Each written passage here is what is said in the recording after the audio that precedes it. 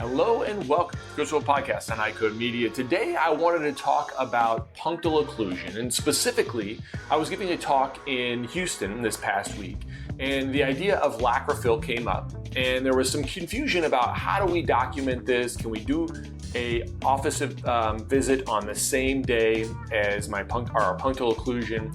And so this kind of uncertainty leads to a situation where practices stop being able to care effectively for patients. They want to provide the care, but they're not entirely sure about how they're going to get paid for that care. And then that leads to uncertainty, in which case my fear and the articulation from a number of people is, well, how do I do this? And then I'm doing less of it because I'm uncertain about spending dollars and then be able to recoup the investment that I'm outlaying for a device like punctal plugs or like the newer technology that we have available like lacrophil. And so we talked about lacrophil on this podcast channel before.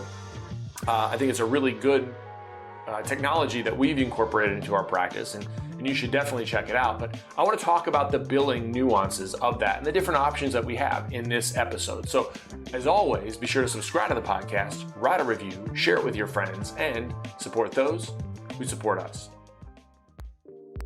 The most common questions I get include, what ophthalmological codes or evaluation and management codes should I use? What ICD-10 codes do I need to bill with this CPT code? What CPT codes can be billed together and what can't? And my favorite, how do I manage a patient who has diabetes who comes in for a quote-unquote routine eye exam? These questions really highlight the confusion and uncertainty that serves as a daunting hurdle for providers, makes it more challenging for them to care for their patients and provide those patients with the best opportunity for a lifetime of ocular health and clear vision. That's why we built EyeCode Education for this specific purpose. Our mission is to provide optometrists with resources to help you understand disease states, revenue cycles, and billing and coding so that you can put that on autopilot and truly care for your patients. Check out EyeCodeEducation.com. That's EYECODE education.com. We've developed a premier billing and coding bundle that includes all of our billing and coding resources in one place. We also have a 10% discount code just for listeners of this podcast. Enter the coupon code EYECODEMEDIA22 at checkout. We'd love to work with you. Check out EyeCodeEducation.com. Hello, dedicated optometrists. Are you looking for a way to support your patient's vision and overall eye health? Let me introduce you to Vision Edge Pro, a visual performance supplement that stands out in our profession. Vision Edge Pro contains a balanced blend of mesozeaxanthine, lutein, and zeaxanthine in a 10-10-2 ratio. This combination has been scientifically shown to increase macular pigment density, which enhances visual performance, including contrast sensitivity and vision in glare situations. Additionally, Vision Edge Pro provides 300 milligrams of DHA and EPA, fulfilling the daily requirements for omega-3s as recognized by the leading health organizations. This ensures your patients receive the essential nutrients their eyes need for optimal health. Whether it's for everyday screen use, night driving, or enjoying the outdoors, Vision Edge Pro supports your patients in seeing their best.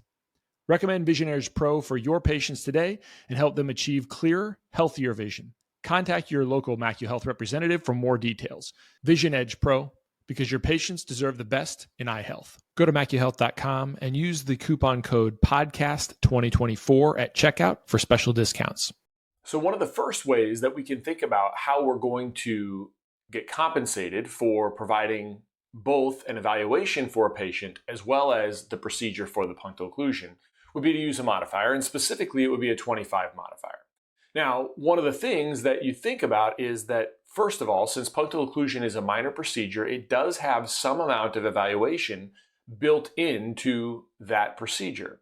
So a 25 modifier says, I needed something beyond what was included in that, what was bundled into that evaluation for punctal occlusion that is separately identifiable for the evaluation and management code. Now, so one way to do that would be to put that in the documentation. So perhaps a patient, so I want you to imagine a patient that has dry eye. Maybe they have some superficial punctate keratitis, and they also have meibomian gland dysfunction. And it's not just about saying, I'm going to use a different code or a different ICD code than for punctal occlusion, and a different ICD code for the evaluation and management code. That's technically helpful, but in your documentation under audit, you'd want to explain that there was more things that you had to do for the meibomian gland dysfunction that isn't just related to, say, dry eye, for example. So maybe it's that you're going to start with omega-3s and you're going to start with lid hygiene, or you're going to continue those things, or you're going to put a patient on doxycycline. That would be distinctly different. I would probably even recognize in my verbiage that that service was distinctly different than increasing tear volume for a patient who has dry eye. So that would be a legitimate use of a 25 modifier to perform a evaluation on the same day as the punctal occlusion. So that is legitimate, it's helpful. So the bottom line there is, if you have documented that there are multiple things going on and that those things need multiple types of treatments that are beyond the punctal occlusion code, then that's appropriate to append a 25 modifier to whatever 99 code that you're using, and then also use your punctal occlusion code with the appropriate eyelid modifiers and surgical, multiple site surgical modifiers as well. One of the challenges with performing it all in the same day, even if you've documented things well, and even if it's appropriate to provide all those services on the same day, one of the practical challenges is that often will be denied on the first trial. So we've seen this across the country. It's not always the case, but too often what happens is a blanket denial initially of the more expensive of the codes. So whichever code is going to be more expensive, that might get denied at the same, if you're providing all of those services on the same day. So another way to manage this is to do your evaluation. If that patient has more than what is needed to just provide the service of punctal occlusion on the same day, let's say they have meibomian gland dysfunction, you may say it's just cleaner to be able to separate those on different days. In this case, you wouldn't need a 25 modifier. You would have your evaluation performed on one day, and then on some other subsequent day, you would provide the procedure. So you treat it like a surgical procedure. We're going to have a consultation. We're going to talk about all the things that are going on, including your dry eye, but also the meibomian gland dysfunction and the superficial punctate keratitis and the allergic conjunctivitis. We're going to deal with some of those, and then we're going to have you back on a separate day just to do the procedure. This makes it very clean from a billing standpoint. It also, from a scheduling standpoint, means that you probably don't have to see that patient on that punctal occlusion visit really that long. You already know they're going to do it. You could have the patient sign an informed consent if that's what you decide to do, and that's good practice.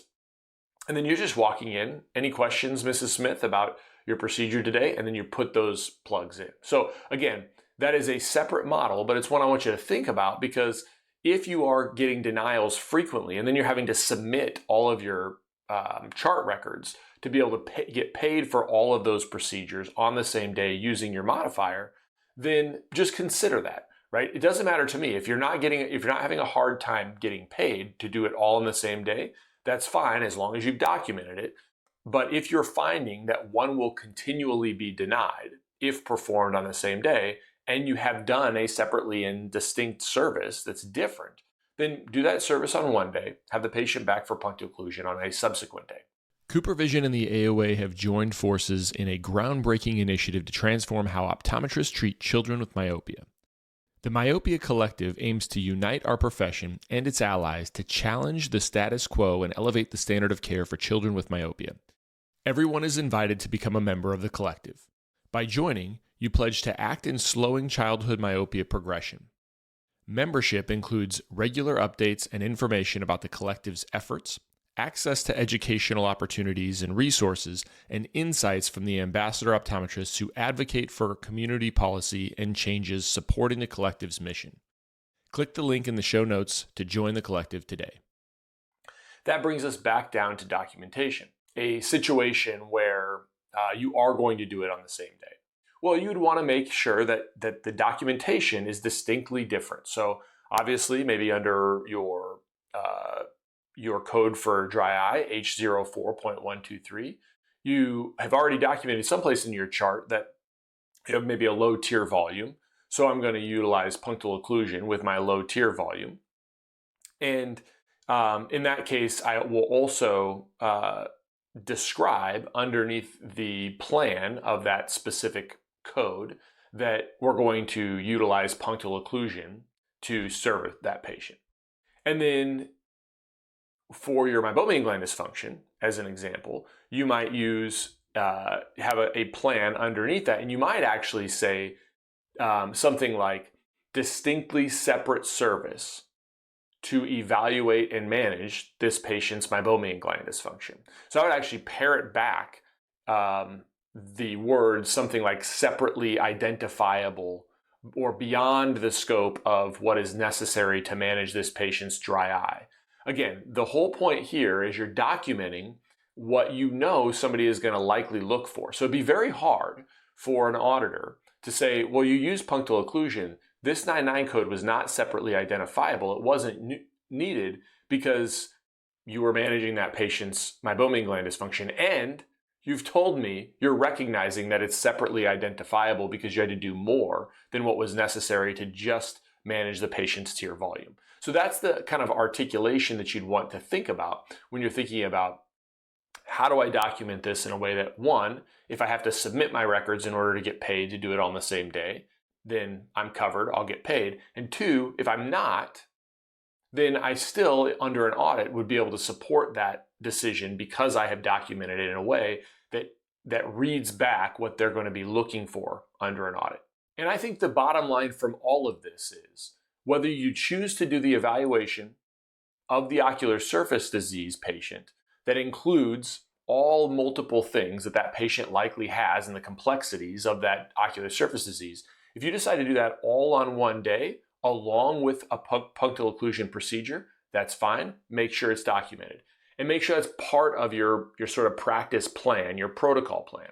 However, if you decide that you want to do that separately, then that's got to be part of your plan, and you work that into the way that you always manage these patients, where it doesn't mean you have to do it all that way. But I would say that our plan then would, in that case, would be we're going to do an evaluation. If a patient needs any other procedure, maybe that's IPL, maybe that's LipiFlow, maybe that's Lacrophil and punctal occlusion with Lacrophil, obviously, then that might be done on a separate day. And if that's part of our process, it's just built into the cake, and the entire team understands which one we're going to use. And it's very clear in terms of documentation and in terms of what the patient expectations are, what our team's expectations are, so that we can incorporate these types of technologies in our practice in a way that primarily serves the patient, but that also serves the practice. So thanks for joining us today. If you find these topics helpful and it's useful in your practice, swing on over to practiceperformancepartners.com. We would love to work with you and try to see if there are things that we can help you in your practice uncover,